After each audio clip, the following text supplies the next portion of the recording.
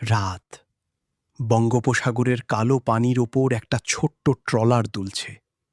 চারদিকে শুধু অন্ধকার। মাঝে মাঝে বজ্রপাতের আলোয় কয়েকটা আতঙ্কিত মুখ দেখা যাচ্ছে। ট্রলারের ভেতরে গাদাগাদি করে বসে আছে কিছু বাংলাদেশি তরুণ। কারো গায়ে ভেজা শার্ট, কারো চোখে ঘুমহীন আতঙ্ক। হঠাৎ একজন দুর্বল কণ্ঠে বলে ওঠে, ভাই, একটু পানি দেন। কিন্তু কেউ উত্তর দেয় না, কারণ সবাই জানে এখানে দুর্বল হয়ে পড়া মানে মৃত্যুর দিকে এক ধাপ এগিয়ে যাওয়া। এক কোণে দাঁড়িয়ে থাকা দালালটা ঠান্ডা চোখে সবার দিকে তাকিয়ে আছে। তার হাতে একটা লাঠি। আর ঠিক কয়েক ঘন্টা পর সমুদ্রের অন্ধকারে হারিয়ে যাবে একজন মানুষ। এটা কোনো সিনেমা না, এটা মানব পাচারের বাস্তব নরক। বাংলাদেশের দক্ষিণ পশ্চিমের এক ছোট্ট গ্রাম। চারদিকে নদী, কাঁচা রাস্তা আর দারিদ্র্যের দীর্ঘশ্বাস। সেখানেই থাকত ১৯ বছরের এক তরুণ। ছোট্ট টিনের ঘর, অসুস্থ বাবা, আর সংসারের সব কষ্ট বয়ে বেড়ানো এক মা। প্রতিদিন সকালে ছেলেটা কাজ খুঁজতে বের হতো, কিন্তু সন্ধ্যা হলেই খালি হাতে ফিরে আসত। একদিন রাতে টেবিলে শুধু ভাত আর লবণ। মা চুপচাপ বললেন, বাবা, কিছু একটা কর, এইভাবে আর চলতেছে না। সেই রাতেই প্রথমবার ছেলেটার মনে হল এই দেশ ছেড়ে চলে যেতে হবে। আর ঠিক তখনই গ্রামের মধ্যে আসে এক লোক। চকচকে শার্ট, মুখে মিষ্টি হাসি, সবসময় বিদেশের স্বপ্ন দেখায়। সে বলতো, মালয়েশিয়ায় গেলে জীবন বদলাইয়া যাবে, মাসে লাখ টাকার কাছাকাছি ইনকাম। ছেলেটার চোখে তখন নতুন স্বপ্ন জন্ম নেয়। সে ভাবতে শুরু করে একদিন মায়ের জন্য পাকা ঘর বানাবে। কয়েকদিন পর সেই লোকটা তাকে আলাদা ডাকে। যেতে চাইলে দ্রুত সিদ্ধান্ত নিতে হবে, সিট কম। কিন্তু একটা সমস্যা ছিল, ৫০,০০০ টাকা লাগবে। গরিব পরিবারটার কাছে এত টাকা ছিল না। তবুও মা নিজের শেষ গয়নাগুলো বিক্রি করে দেন, কারণ তিনি বিশ্বাস করেছিলেন তার ছেলে বিদেশে গিয়ে সুখে থাকবে। তারপর এক গভীর রাতে ছেলেটাকে বাড়ি থেকে নিয়ে যাওয়া হয়। তার মতো আরও কয়েকজন যুবক ছিল সেখানে। সবাই স্বপ্ন দেখছিল, কেউ বাবার ঋণ শোধ করবে, কেউ ছোট বোনের বিয়ে দেবে, কেউ পরিবারের দারিদ্র্য শেষ করবে।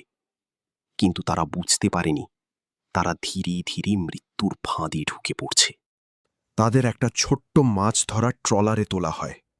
প্রথম দিন সব ঠিক ছিল। দ্বিতীয় দিন থেকেই শুরু হয় ভয়ঙ্কর বাস্তবতা। খাবার কমে যায়, পানির বোতল ভাগ করে দেওয়া হয়।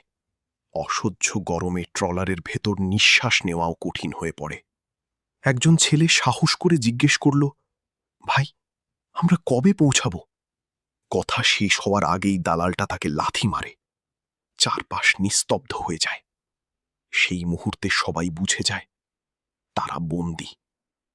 তারপর শুরু হয় নির্যাতন। যাদের পরিবার আরও টাকা পাঠাতে পারেনি তাদের মারধর করা হতো। ফোনে কান্না করতে বাধ্য করা হতো, আম্মু, টাকা পাঠাও, না হলে মাইরা ফেলব। সমুদ্রের মাঝখানে বসে ছেলেটা বুঝতে পারে এটা চাকরির যাত্রা না, এটা মানুষ বিক্রির ব্যবসা। পঞ্চম রাত। ট্রলারের এক তরুণ হঠাৎ অসুস্থ হয়ে পড়ে। তার শরীর কাঁপছিল। সে শুধু একটু পানির জন্য অনুরোধ করছিল, কিন্তু কেউ সাহায্য করেনি, কারণ দালালরা বলেছিল যে মরতে চায় মরুক।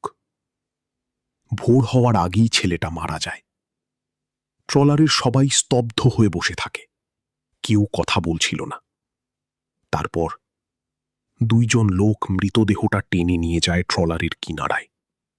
আর কয়েক সেকেন্ড পর চপাত। মানুষটা সমুদ্রের অন্ধকারে হারিয়ে যায়। ছেলেটার মনে হচ্ছিল পরের লাশটা হয়তো তারই হবে।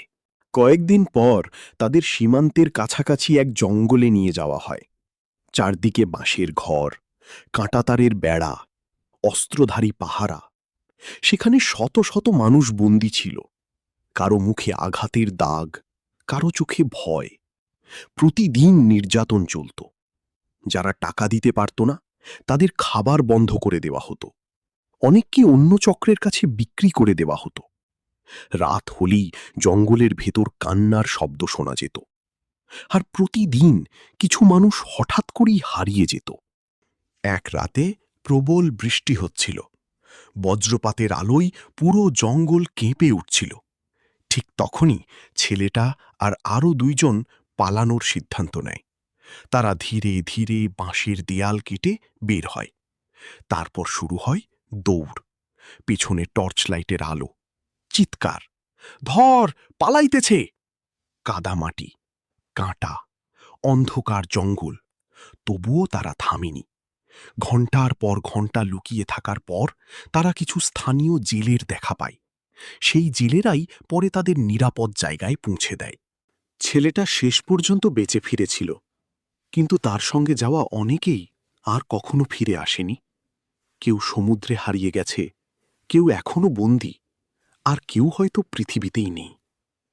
আজও বাংলাদেশের হাজারো তরুণ বিদেশে ভালো জীবনের স্বপ্ন দেখে, আর সেই স্বপ্নকেই ব্যবহার করে মানব পাচারকারীরা তৈরি করছে মৃত্যুর ফাঁদ। শেষে ছেলেটা শুধু একটা কথাই বলেছিল, বিদেশ যাওয়ার স্বপ্ন দেখছিলাম, কিন্তু বুঝি নাই মানুষও এভাবে বিক্রি হয়।